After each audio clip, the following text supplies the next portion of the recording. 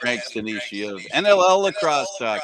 Welcome to the Spanglish Sports World Network on Zingo TV Channel 250. Please remember to download the Zingo TV app at the respective app stores for iOS and Android devices. While you download, make sure you rate, leave a comment. Both apps are absolutely free.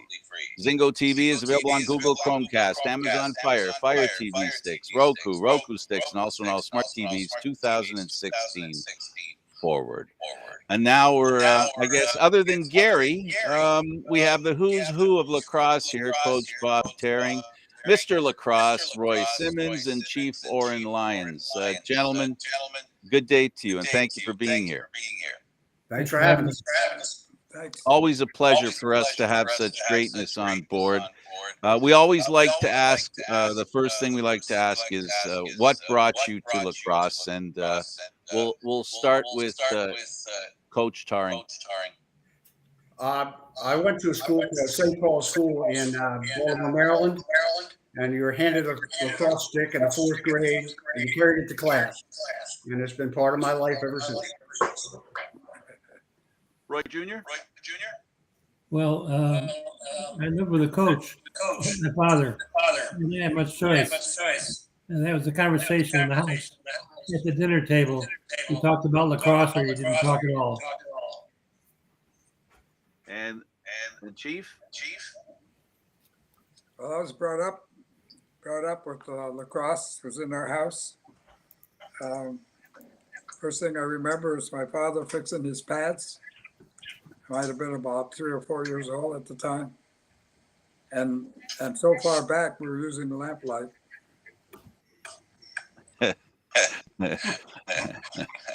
So Chief, the first question is to you. We hear about lacrosse being the healing sport, the sport of the maker. Could you please, from your definition as a chief, describe the connection between lacrosse and your background, the Aboriginal background? So the game has a name, and it's not English. It's Onondaga Kachikwae. That's the official name of the game. Kachikwae. And that means they bump hips. Kind of interesting to me, they took the hip check out of the game. But anyway, that's the origin, and our stories about the game goes back when the earth was covered with water and the game was playing on the other side. That's how back it goes. And the story starts from there and comes on down to where we are today. So it's part of our culture. It's a major part of our ceremony. And to the Haudenosaunee, it is not a sport. It is a game. And at times it's a very crucial game. And so the first games were played for the welfare of the people. So that's the origin way back. And as I said, they were playing this on the other side when the earth was still covered with water. The Aboriginal community has been given. I won't define it, but they've been given more attention. Our culture is trying to reach out to your culture and show it a little more respect and, of course, acknowledgement. How important is the game of lacrosse in that regard? Well, it's about time we had some respect for the original people of this hemisphere. Absolutely. Right now, basically, politically, we're outliers.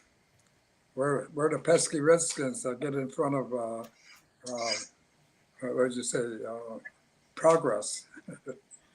But, you're going to take land from somebody. You can't take land from a good guy. You got to make them bad. Of course. Absolutely. So here we are, gentlemen. You all have a lot of experience. Bob, first of all, help us to understand what message the three of you want to bring here today. Well, I'm going to give it a little background. I think it all started about 1981. I was executive director of Lacrosse Foundation, which is now USA Lacrosse. And I had a very progressive board of directors. And they decided to bring the World Games to the United States in 1982. And that time, there were only 4 countries playing: Canada, Australia, England, and the United States. And the production was unbelievable. We had thousands of people. And I had a staff of 2, myself and a wonderful woman named Sharon Grebe, who's Bobby Grebe's wife. That went so well that we came back after evaluating, and they wanted to do something else in 83. So they wanted to create what's called Lacrosse International. And so we looked at teams of club. We had the club championships. We had the Division I, Division III champions. And it so happened that Syracuse won that year. And of course, I had some conversations with Roy. And it came up in the conversations of, why don't we have, at that time, an Iroquois national team? There had not been a field team created at that point. So we went to discussions, and he put me in touch with Oren. And I made a couple trips up to Buffalo and went to the Turtle. As I told Oren, I went to a meeting in there. Everybody was in full regalia, and I'm in a suit, white guy sitting at the long end of the table. But we worked it out, and they arrived in 83 and played international. And they played the Division I champs and the Division III champs. And of course, then, Roy's team was playing as Division I champs. And it was a huge success. And from that point on, as Oren will tell, we supported it. We tried to keep it moving. And now the Haudenosaunee Nation is number 3 in the country, in the world, and should get the recognition, as hopefully we'll talk about during the hour, to be representative in the future, both in the World Games and in the Olympics. Absolutely. Yeah, important subjects. Yeah, I want to just bring up just if I could step in for a second, the sovereignty thing and all the problems that were around with World Lacrosse and not recognizing the Iroquois as a sovereign nation and not allowing them to play. And thank goodness for Ireland to give up their spot. What can be done? Because this is ridiculous. I don't know. It's a difficult question because that issue was not presented to us. We just didn't hear anything. So I sent a letter to them requesting, that they were going to have these games down in Alabama, and we were not invited. So I sent a letter asking why we were not invited, and then they said, "Oh well, you're not a nation, so you're not playing." So that's where we illustrated, yes, we are a nation. And it took our lawyers and everything else to battle our way into it. But I think we've settled the issue as far as we're concerned. And just to remind the country itself, we have the first treaty with the Continental Congress in 1775. That's where we officially began, because at that time there was no United States. Right. There was the Continental Congress. And so the Continental Congress, getting ready for warfare with their father, so to speak, they called a meeting with the Six Nations because they knew that we held the balance of power. And that discussion took place in Albany, New York in 1775. It's a treaty that took almost 5 months to get started from. And I think it's a treaty that every university, every high school, every government should have, because there they laid down the premises of who we were. And they said at that time, we're about to challenge our father in England. He's not treating us right. There's a whole discussion about that. But we would like you to stand aside. We know that you're longtime associates with England. And our leader said, well, of course, we know, we've been watching this develop over a period of time. And we think that a position of neutrality is, we see this as a battle between father and son. And it's well known that you don't step into a family fight. If you step into a family fight, you do that at your own risk.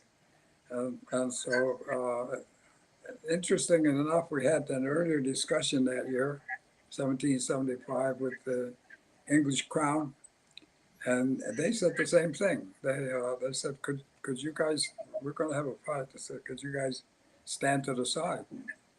That was early that very same year, 1775, and both sides were very concerned about which side the Six Nations would take, and they both decided that might be better if we just stayed out of it. And of course, our position was, well, you guys duke it out, and we'll see what's left, and we'll deal with that at the end of the discussion. So when you did finish the Revolutionary War, and there's a whole lot there, you made a peace treaty in Paris, France, 1983, or 1783. And their next treaty was with the Six Nations, 1784, Fort Stanwix, because that was your most important discussion as a new nation. All of this is not in your history books, should be in your history books, but it is not. And very carefully annotated, and all those discussions are there on record, but it's just not made available to the American public. That's part of the history, right, Chief? That it's about honoring your agreements, right? This is the problem we have in the world everywhere, right? Do people honor their agreements? You better have a good. If you got to keep your word, basically, that's fundamental. You got to keep your word. Well, you know what would be really nice, Chief? If we honored the word we made hundreds of years ago today. Might help. We could start there. Just for an opener. Well, Listen, I appreciate you and your people's patience, because I can't even imagine the kind of patience that's required, and the ability to look the other way and or survive what you guys have survived through, what your people have survived through. But in the question of lacrosse, you've had a chance to stand up with the most important people politically, sending a message. What was that message like when you sent it? The purpose? When we sent it to who? You made a political, a statement in a political forum. Gary, what forum was it? Because right now one of the main ones was the UN General Assembly. Right, the UN General Assembly was one of them. Oh yeah, well that was on the broad perspective of human beings as opposed to nature. Basically we're all one family. We come in all colors. We're all the colors of the rainbow. The human beings are, and we're all sizes and shape. We're like dogs, come in all shapes and sizes, but they're all dogs. And we're the same way, but we're all people. We're relatives, we're family. We can change blood. If you get into a hospital, they're not going to ask what color you are. No.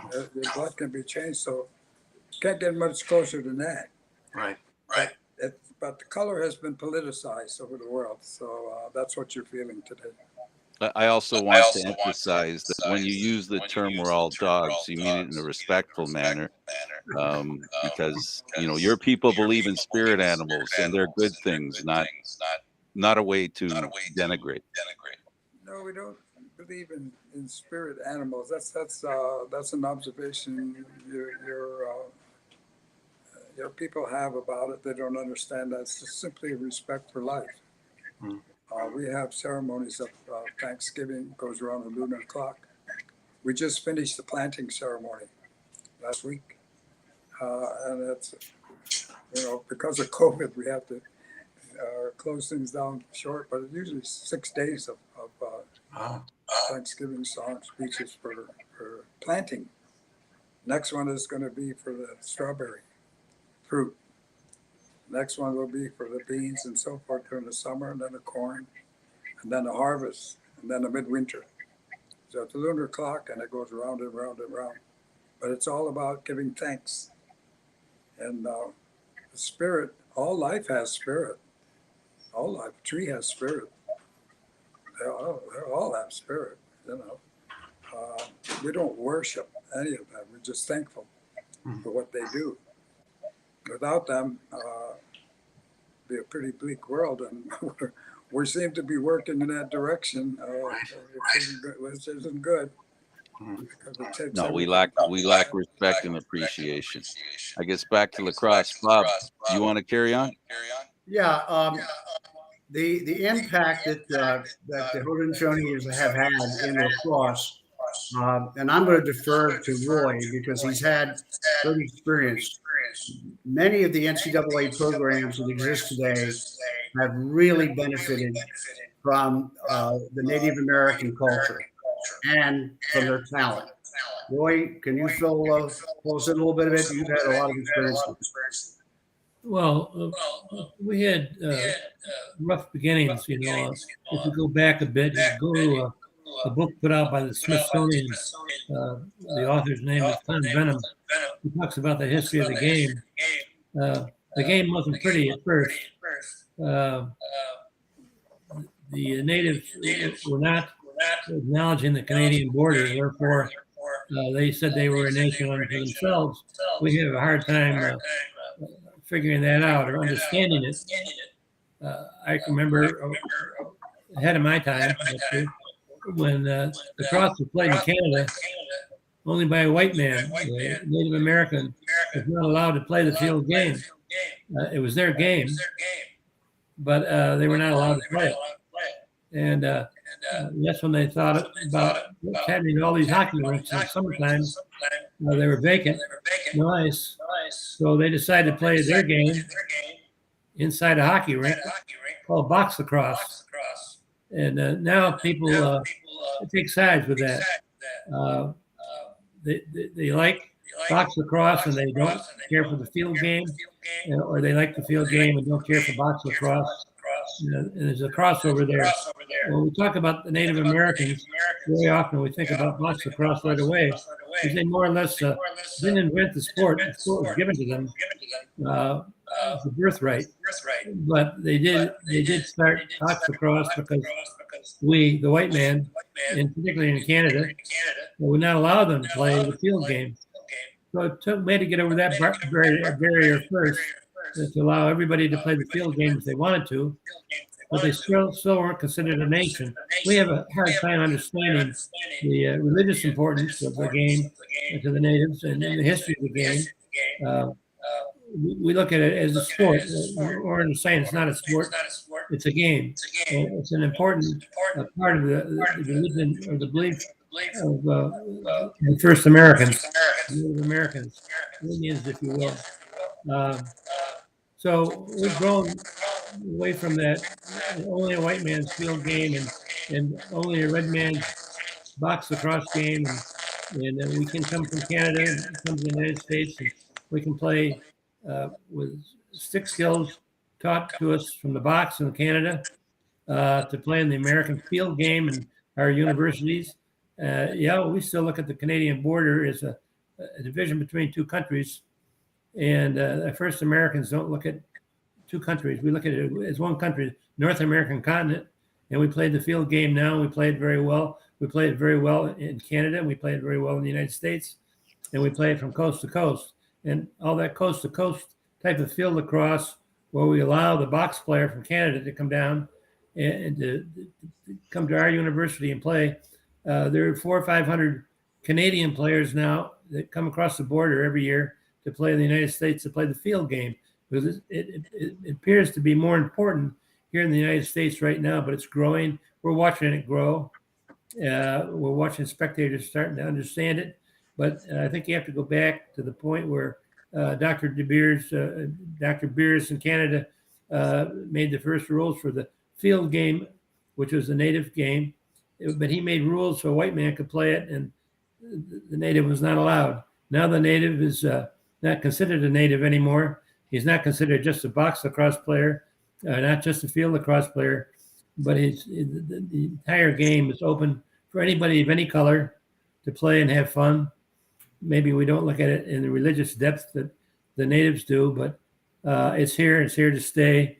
And I think the Olympics and the natives showing it's their game and they belong in it is going to increase the game worldwide. Chief, Absolutely. you have something to add, Chief? Well, the spiritual game that they talk about, what we call the medicine game, is first. That's the first game that we play every year. As soon as the snow gets off the ground, that game will be played, and it's played for the health and welfare of anybody that picks up the stick. That's the first thing, because that game you can get hurt in that game, and play for their welfare. And then during the course of the year, any one of our citizens from Onondaga or anywhere, they can call for a medicine game for their family. And that goes back to the original form. When we play those games, we go back to 2 stakes on each end. They're about 8 feet apart, about 8 feet high, and that's the goal. And on any space in between, any field you can find, and any number on either side. And the idea is to get the ball between those 2 stakes. And there's no referees, there's no coaches, there's only the stick, the ball, and the players. And it played very specially. It's what we call the creator's game. That's the medicine game. You don't play that game. We played a secular game. We were talking about the secular game, which is played for a lot of fun, and it is a lot of fun to play. And it's played to, for health purpose, keep people in shape and so forth, but just for entertainment. That's 2 separate things, very separate. So every game is not a medicine game. And when we have these medicine games, you don't need a referee, you don't need a coach. Whether there's 60 or 80 players on that field, they all know the rules. They keep the rules. The game is played hard, played no quarter ass, none given, because it's the spirit of the game that's going to help the person asking for it. Mm-hmm. And you don't need a referee. There's no fights. Nobody fights. We know the rules. You don't need a ref. The reason why you guys have refs is obvious. You can get into big tangles, And so when we say the medicine game, probably very, very few of you have ever seen one. Right. Yeah, I think the difference might be, if I can put it in my words, the medicine game is the game, playing the game, the good of the game. But with the other, it's about winning, which unfortunately, when you throw winning into the equation, there's going to be a little more competition. It doesn't have anything to do with the overall good of everybody on the field of play. Oh, if you want to see a medicine game, you want to see a game. You talk about a game. We played to a number of goals, 1, 2, 3, 4, 5, Uh-huh. odd number, and we usually play to 3, and that kind of a game can go for 3 hours or 4 hours. When you got 40 or 50 men on a field. You say you don't have officiating, you don't have referees, but isn't it more or less a community of referees? Like you're playing as a group? No. The players know. Well, every individual understands the rules and plays by the rules, and there's no need to There's no need for even somebody wink at somebody else. But I'll tell you what, that's one of the toughest games you'll ever play. I don't doubt it. I believe it. I I don't just doubt want it for to a go back a second. second, just to show how long the relationship has gone between Roy and Oren. You guys played together in Syracuse, didn't you? 4 years. We were captains our senior year. We were captains together. We started as freshmen. Oren's a lot older than me, but we started as freshmen together. Right. He was jumping out of airplanes, and I was playing schoolboy lacrosse. So, but we're about the same age, and we go back quite a ways. I have never played the medicine game. I played in the box game, and I played in the field game. I played in the box game back when I was younger and more foolish. I can remember there are 2 rules he was talking about. We don't need officials. There were very few rules. I can remember the rules saying there are actually 2 rules. You can't draw blood from anybody, and you can't fight. Right. And that was it. And you respected everybody's talent and their body, and they didn't like you for 1 hour. And when the hour was over with, it's just like a boxing match you see today. Those guys beat the hell out of one another, and then they hug in the end. Well, the lacrosse game is a lot that way. I don't see many teams that get together and shake hands after a game like they do in the field lacrosse today, as we understand it. And in the box game, I can remember being beat up pretty bad because I didn't really understand the rules and I didn't play as well as they did. But after the game was over, they were very friendly. They wanted to put their arm around you and give you a hug. And that was all right. The game's always been that way. I can't think of basketball or football games that we enjoy, or baseball, lining up after playing for an hour, playing hard, and then we shake hands and stand around and talk, and then meet our parents out in the parking lot for what we have as a celebration. It's a different kind of game in that respect. But I think we're clouded a little bit by the history of the game and the box lacrosse game, which is called lacrosse, and what it's done to the American field game today, the skill aspect of the box game, which is Canadian initially, and how it's grown, and what the Olympics now are trying to do is change the rules again. We went from the field game to the box game, and now we're going to go to an Olympic game, but it's still going to be called lacrosse, and we'll still shake hands after it's over with. Right. Just we talked a little bit off air, Roy, about your coaching prowess and your ability to scout some of the greatest players that we have now was over the years absolutely incredible. You want to talk a little bit about what went into your scouting of these players? Well, I think a lot of it had to do with my attitude. A lot of coaches put themselves in the game. It's an ego trip to them. And they think even though they're not on the field, they can control things from the sideline, play the game the way they want it played. Maybe take the air out of the ball, slow it down. All kinds of mousetraps to slow thoroughbred down. I always look at my players as like a horse. A thoroughbred has to run, and you let them run because that's what they do and they do best. And I was willing to allow somebody come to my program and use a little fantasy, a little bit of dream, and put the game in their heart and play it the way they'd like to play it. And I keep my mouth shut on the sideline. I'm not in the game. I'm merely a spectator on the sideline. And let them run hard, let them shoot the ball hard. And it's an exciting game for the spectator, and it's even more exciting for the players to play an up-tempo game. And I think that's what attracted a lot of players to my style that I allowed. They wanted to come to Syracuse. My closeness to the Canadian border, I had a few Canadians that were pretty darn good. And we kind of opened up the field of how to play the game for the spectator and for one another. It had more interest and more respect, I think, the way I like to play it, as opposed to the way you were supposed to be the hard coach, play this way or the highway. My way was only fantasy and dream. Yeah. Well, yeah, you had a record of 290 and 96 losses, so I'd say it worked very well. But the other thing was that, you had thoroughbreds, but you also, they were all team players. You know, nobody just took it upon themselves to be the one thing there. Everybody played. A lot of the highlights show many, many passes along the way, usually from the goalie on upward, with these highlight reel goals. So obviously, one of the things you look for was the team aspect in the person. Yeah, Well, and the teamwork.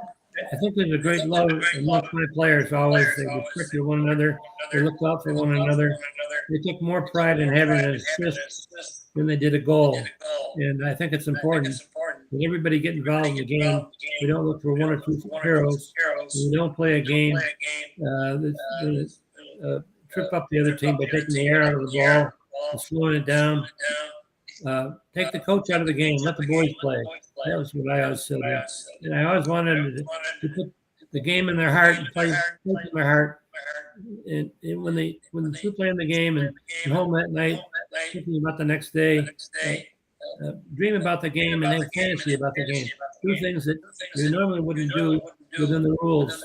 And that's when you saw the back behind the back passes and some of the things that made the game exciting for the spectator, and it also made it more meaningful for the player. And I was just a recipient of the victory usually. And if it wasn't a victory, then I was to blame for letting the boys go roughshod and play without instruction. I like the way I wanted to play it, and I like the way my teams played it. And I think the most successful teams today are that way. When you look at the playoffs, the game, an up-tempo game, a lot of shots that you wouldn't have been able to take years ago because the coach wouldn't allow you to.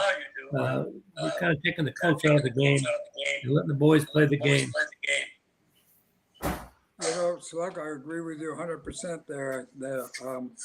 There's too many whistles in the game today. Too many. You should let the boys play. And when a referee becomes part of the game, and you see him all the time, then something's wrong. You should let the game run. And there's just too many whistles. That's my observation as well. I agree. Bob?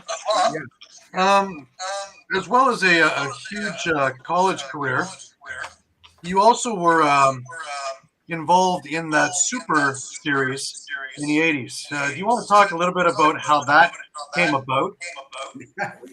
That's interesting. Yes, I had just left the Lacrosse Foundation in 1984, and I was approached by some gentlemen in Kansas City who were the PR people for the Kansas City Chiefs, and they wanted to put together a indoor lacrosse event, and they wanted to do it on roller skates.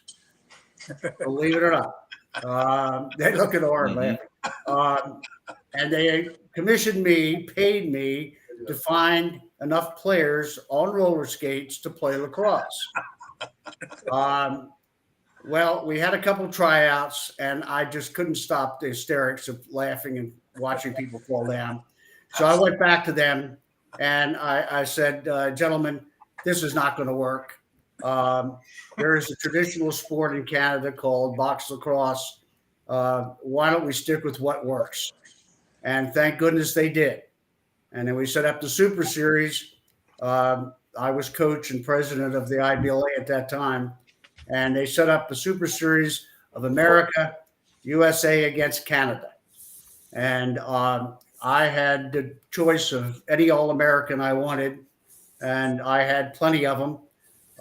And we played, I think, a 7-game series all around the country and in Canada to see what markets would work for them with this new Super Series. We only won one game, and that was at the Spectrum. We had a crowd, it was packed. We had a crowd of wrestler and hockey fans, and they wanted fights. They wanted a physical game. And so did promoters at that time. Thank God the rules have changed. The first time we were there, we lost, and we had beer bottles thrown at us on the arena. I had to get the players off the field. The second time we were there, we won. The only game that we won, and it was a heck of a game. It really was. And from that point on, they sold franchises, and it's the NLL today. And that's how it started. It was quite a ride, a lot of fun to get started with that. But the Canadians were just so much better than we were. overall. And of course, then they came when that NLL started, Canadians, and as some of the Americans started to assimilate. And you know better than anybody, Gary, there's a number of them now that can play with the Canadians in the indoor game. Absolutely. The NLL they just got their ESPN contract. I mean, it's going to be huge. But also to carry back to what we were talking about, Oren was a goalie at Syracuse, a very good one. We had the World Games in Australia back in the early 2000s. And Oren and I were sitting talking one day, and we had a Grandmasters team down in Australia, which is 45 and older. And Oren, I think, was 47 at that time. I'm not sure, 48. But anyway, he came to me and said, I want to play on the side. So I said, you can come play with my team. And he played a couple games in the goal for us in Australia and did a heck of a job. So, and it also, I believe that Oren was probably one of the first, correct me if I'm wrong, Roy and Oren, one of the first Native Americans to play in American college lacrosse. Now the Thompson brothers are the best there are. So that's how it's come and matured over the years. But am I correct, Oren? You were probably one of the first Native Americans to play college lacrosse. Am I right? Yeah, that's true. The Thompson brothers are from Syracuse, and they're Onondagas, neighbors of Oren's, and we let them get away and come back and haunt us with their style and their attitude. But they're well versed in the game. They believe in the medicine game. They believe in the box game. They believe in the field game. They're great ambassadors for the game of lacrosse and for the people of the Onondaga Nation. Absolutely. Yeah, their dad was an Iroquois Nationals player. He was a midi. He was a hard-nosed midi, tough man, but never weighed more than 170 pounds. But boy, oh boy, you had your hands full with him. Always depended on him.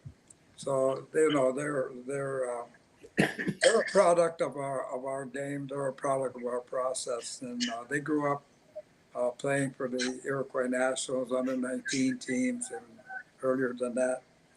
But basically, the discipline that their father exercised on them was very important. The only thing they drink is water. That's great. Well, also, Warren, to even go back more diversified, when you were playing and one of the first Native Americans, you also had a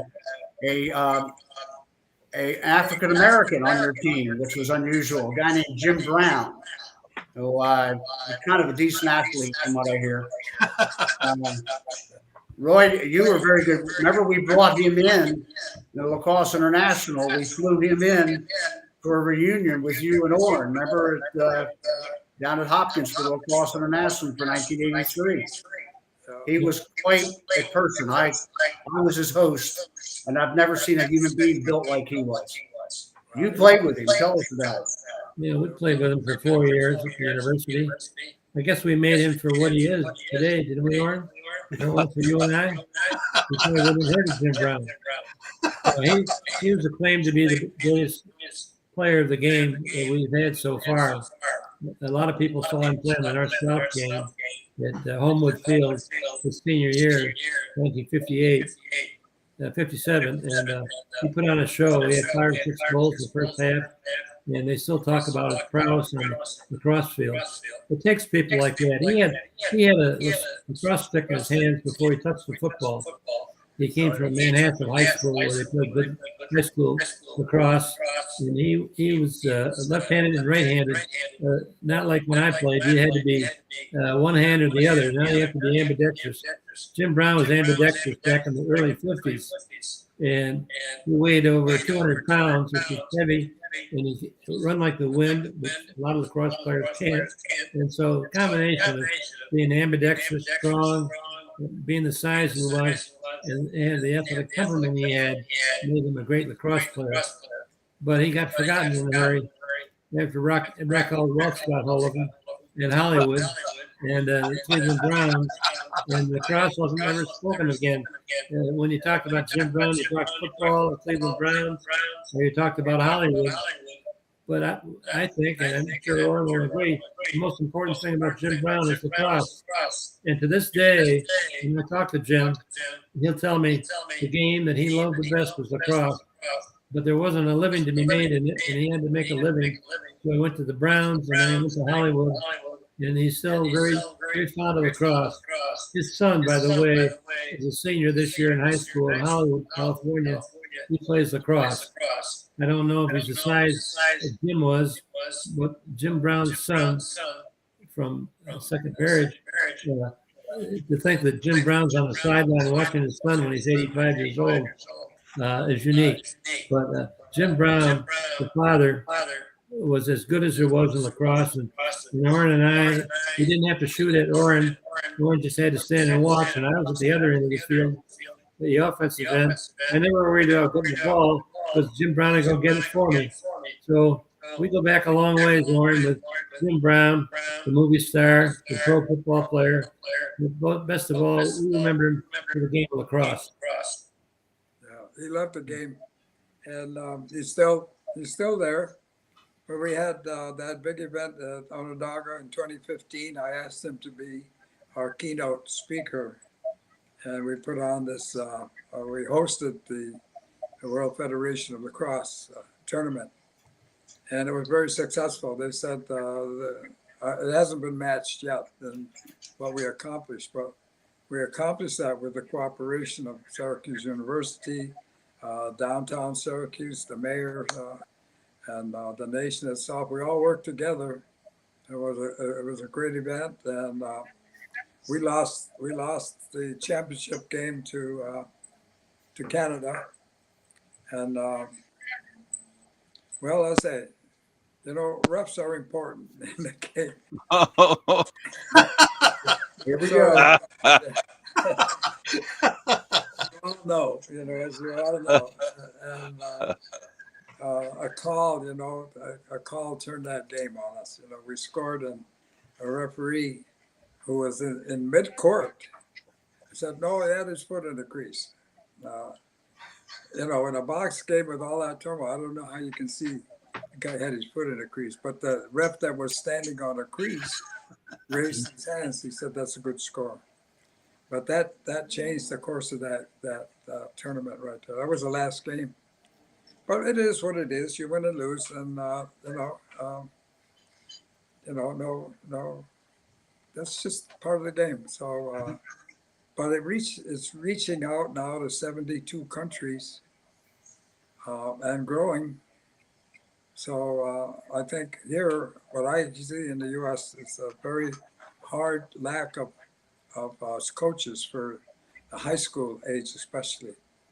Hard to find. Yeah, I went out to Montana, and one of the cities in Montana, and they had a full squad of players there.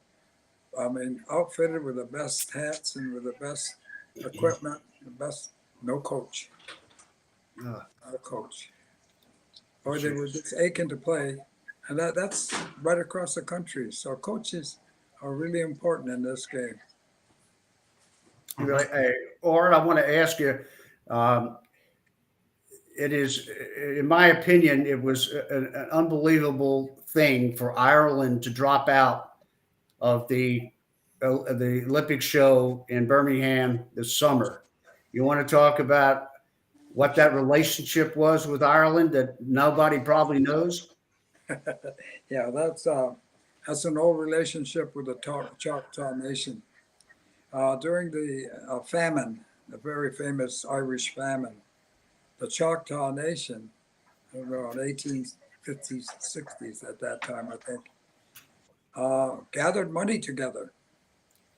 And they sent money over to help feed the people. And, the Indians themselves in this country were pretty close to that position as well. But they did this extraordinary event, and the Irish never forgot that. And they're very close friends. As a matter of fact, we're in discussion with the Choctaws right now to see whether they might come on over with us when we go to Ireland. And the Irish, you have to hand it to them. That was an amazing thing for them to do, Sure to was. step out. Absolutely. Because when we finally fought our way and we got the agreement that we could play, then the last position that the officials had, well, that's good, you can play, but too bad we have all our teams picked. So that was their last position. We're still keeping us out of the game, and that's when Ireland backed out. Chief, Ireland, as a people, the Irish, we're not favored people, not in Britain, not in North America. Is there something about the way they were treated? People don't realize that they also were people who weren't treated the best, right? Well, that battle goes on over there today, as you well know. Yeah. That's still not settled, and I think a lot of that has to do with. But we've always had good relations with the Irish. Our iron workers, men that put up that high steel all over the world, and in New York and all the big cities, the Six Nation iron workers are very famous. Absolutely, I had a few working for me. Irishmen. The Irishmen were up there too, and so were the Polish. The Polish are up there too. So we've always been friendly with them. Yep. You were talking about the games and stuff like that. Even football, they shake hands after the game, and it has a lot to do with the black culture, and I think it has a lot to do with oppressed people are the freest, it seems sometimes, within themselves. I don't know if that makes any sense to you. Well, it is, because simply there's survivors. They have to survive by the wits the best they can, and with that you hone your survival skills, and so that makes you quicker on your feet. When you're not in charge, you have to be able to move with who is in charge. And, Yeah, what I'm learning here today from you, Chief, is also the difference between game and sport. And as a game, it's something that you can participate in as more of a celebration than a competition. And I suppose the shaking hands would be expected after the celebration. no, we don't do that. You don't shake hands? No. What happens is after the game, the teams are called together. I'm talking about the medicine game now. Yes. After the game, the teams are called together, and the women are the other half of our lacrosse society. They've always been in a society. They run those medicine events, and so there's a process. There's a reason for having that game at all, and so for the individual that it's being played for, at the end of the game, the women have made special food for that day. It's a feast day. It's a feast game. And they made special, everything's made that day. The ball is made that day. And that ball is handed to the person who the game is played for. That's his medicine. And all the spirit and everything that went into that game is in that ball. And he takes that. That's what he takes back with him. That's awesome. It's amazing. And the women, and we all the players stand in the circle and they share that food that the women have made. So it's not shaking hands, it's breaking bread together. It goes way beyond that, actually. Yeah, I got you. I understand. I was trying to understand, because I didn't ask you directly. By definition, what's the difference in your mind between sport and game, in your own words? Well, of course, when you're playing a medicine game, you're a spiritual player. Your feet are not on the ground. You're playing at a much higher level. That's why you don't need a ref. Because you're playing a very high-spirited, tough game, hard game, but no fights and no bad feelings. It's the best you got out there, and the harder you play, the better it is for the person.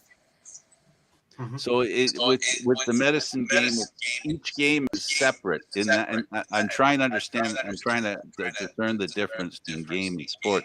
So it comes down to one event celebrated for one reason. It's a common reason why you get together, but the specific medicine game, there's a reason why you play for a purpose, and that purpose stands alone in that game, just like you hand the ball to the person and all that. Whereas with a sport, it would be a series of games, which makes it different. It's not a series of games, in other words. No, these are individual events, and There we go. it has that moment and that person at that event. This year, this fall, we're planning to have a refreshment of our treaty with the Anishinaabe people that predates the white man, and it's going to be done old style, like we always had way back. The treaty and refreshing the coming to Onondaga, and at the end of it all, we're going to have a medicine game. And With the purpose being? That will consecrate the peace between okay. nations.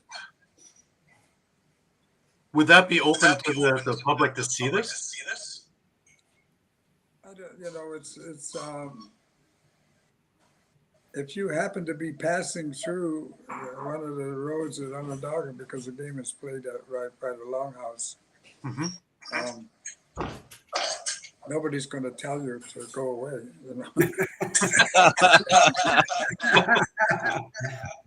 But what happens is that they close off the roads so that we don't have traffic through there at the time. Come early. Because there'll be a lot of people, and we have these. We may have 7, 8, 9, 10 medicine games in 1 year. Right. Just somebody calls and then you just show up. Whoever's there shows up and we play the game. This one that you're talking about in particular for the treaty, when did you say that this is going to happen? Pardon me? The one that you're just talking about. The treaty game. When is this going to happen? It'll happen this fall in August. Maybe we're thinking of moving it back because of the heat. It's going to be very hot this year, super hot. We're in this period. Would it be near when the Snick Festival is? There in Onondaga?